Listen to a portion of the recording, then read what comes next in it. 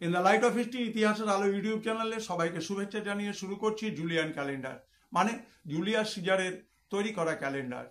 সেখানে জানুয়ারি মাসের 1 তারিখ থেকে 45 খ্রিস্টপূর্বাব্দের সূচনা হয় এবং বছরকে 12 মাস এবং সেই 12 মাসকে 30 বা 31 দিন করে ভাগ করা হয়।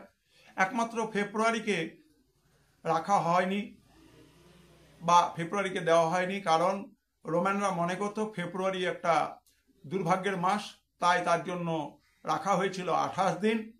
বছরের ব্যাপ্তি ছিল 365 দিন।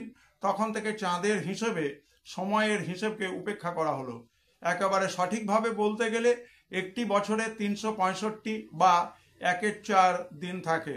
ক্যালেন্ডারকে সৌর বছরের তুলনায় পিছনে পড়ে যাওয়া থেকে বাঁচানোর জন্য 4 বছর পরে একটি করে অতিরিক্ত দিন বছরে যোগ করার নিয়ম তৈরি করা হয়। সেটি কিন্তু ফেব্রুয়ারি মাসের ক্ষেত্রে 4 বছর পরের সেই বছরকে ডাকা হলো লিপ ইয়ার এবং সেই বছরে ফেব্রুয়ারি মাস হয়ে যাবে 28 দিনের পরিবর্তে 29 দিন এবং বছরটিকে 366 দিন হিসেবে ধরে নেওয়া হলো। যে মাসটি রোমানদের কাছে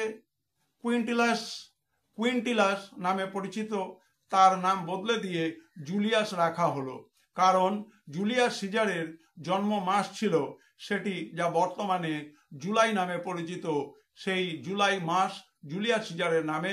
অত্যন্ত সংক্ষেপে জুলিয়ান ক্যালেন্ডার নিয়ে ধারণা দেওয়া হলো, আমাদের লিপিয়ার নিয়ে ধারণা দেওয়া হলো। সুতরাং এই গুরুত্বপূর্ণ ভিডিওর আপডেট পেতে নজর রেখো in the light off history ইতিহাসের আলো ইউটিউব চ্যানেল। সবাই ভালো থেকো।